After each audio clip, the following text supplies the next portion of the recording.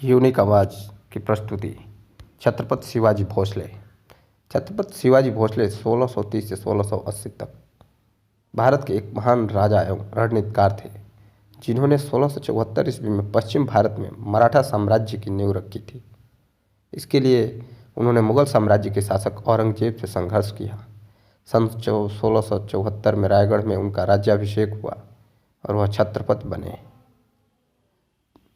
छत्रपति शिवाजी महाराज ने अपनी अनुशासित सेना एवं सुसंगठित प्रशासनिक इकाइयों की सहायता से एक योग्य एवं प्रगतिशील प्रशासन प्रदान किया। उन्होंने समर विद्या में अनेक नवाचार किए तथा छापामार युद्ध की नई शैली विकसित की। उन्होंने प्राचीन हिंदू राजनीतिक प्रथाओं तथा दरबारी शिष्टाचारों को पुनर्जीवित किया और मराठी एवं संस्कृत को राजकाज की भाषा बनाया। वे भारतीय स्वाधीनता संग्राम में नायक के रूप में स्मरण किए जाने लगे। बाल गंगाधर तिलक ने राष्ट्रीयता की भावना के विकास के लिए शिवाजी जन्मोत्सव की शुरुआत की। उत्तर भारत में बादशाह बनने की होड़ खत्म होने के बाद औरंगजेब का ध्यान दक्षिण की तरफ गया। वो शिवाजी की बढ़ती प्रभुता से परिचित था और उसने शिवाजी पर नियंत्रण रखने के उद्देश्य से अपने मामा शाइस्ता खां को दक्षिण का सूबेदार नियुक्त किया। शाइस्ता खां अपने 1.5 लाख फौज लेकर सुपन और चाकन के दुर्ग पर अधिकार कर पूना पहुंचा। उसने 3 साल तक मावल में लूटमार की। एक रात शिवाजी ने अपने 350 मौलों के साथ उन पर हमला कर दिया। शाइस्ता तो खिड़की के रास्ते बच निकलने में कामयाब रहा, पर उसे इसी क्रम में अपनी 4 अंगुलियों से हाथ धोना पड़ा। शाइस्ता खां के पुत्र अबुल फतह तथा 40 रक्षकों और अनगिनत सैनिकों का कत्ल कर दिया गया। यहाँ पर मराठों के ने अंधेरे में स्त्री पुरुष के बीच भेद न कर पाने के कारण खान के जनान खाने की बहुत सी औरतों को मार डाला था। इस घटना के बाद औरंगजेब ने शाइस्ता को दक्कन के बदले बंगाल का सूबेदार बना दिया और शाहजादा मुअज्जम शाइस्ता की जगह लेने भेजा गया। इस जीत से शिवाजी की प्रतिष्ठा में वृद्धि हुई। 6 साल शाइस्ता खान ने अपनी 1.5 लाख फौज लेकर राजा शिवाजी का पूरा मुल्क जलाकर तबाह कर दिया था। इसलिए उसका हर्जाना वसूल करने के लिए शिवाजी ने मुगल क्षेत्रों में लूटपाट मचाना आरंभ किया। सूरत उस समय पश्चिमी व्यापारियों का गढ़ था और हिंदुस्तानी मुसलमानो64 के लिए हज पर जाने का द्वार।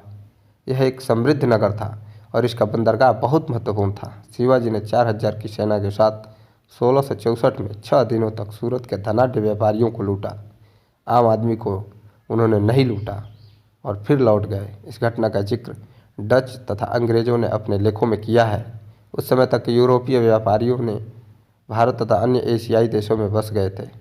नादिर शाह के भारत पर आक्रमण करने तक किसी भी यूरोपीय शक्ति ने भारतीय मुगल साम्राज्य पर आक्रमण करने की नहीं सोची थी।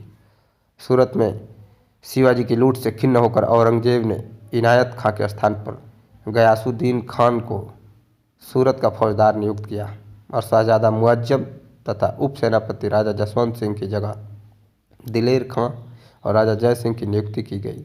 राजा जय सिंह ने बीजापुर के सुल्तान, यूरोपीय शक्तियाँ तथा छोटे सामंतों का सहयोग लेकर शिवाजी पर आक्रमण कर दिया। इस युद्ध में शिवाजी को हानि होने लगी और हार की संभावना को देखते हुए शिवाजी ने संधि का प्रस्ताव भेजा। जून 1665 में हुई इस संधि के मुताबिक शिवाजी 23 दुर्ग मुगलों को दे देंगे और इस तरह उनके पास केवल 12 दुर्ग बच जाएंगे। इन 23 दुर्गों से होने वाली आमदनी 4 लाख हूण सालाना थी। बालाघाट और कोंकण के क्षेत्र शिवाजी को मिलेंगे, पर उन्हें इसके बदले में 13 किस्तों में 40 लाख हूण अदा करने होंगे। इसके अलावा प्रतिवर्ष 5 लाख हूण का राजस्व भी वे देंगे। शिवाजी स्वयं औरंगजेब के दरबार में होने से मुक्त रहेंगे, पर उनके पुत्र संभाजी को मुगल दरबार में खिदमत करनी होगी। बीजापुर के खिलाफ शिवाजी मुगलों का साथ देंगे।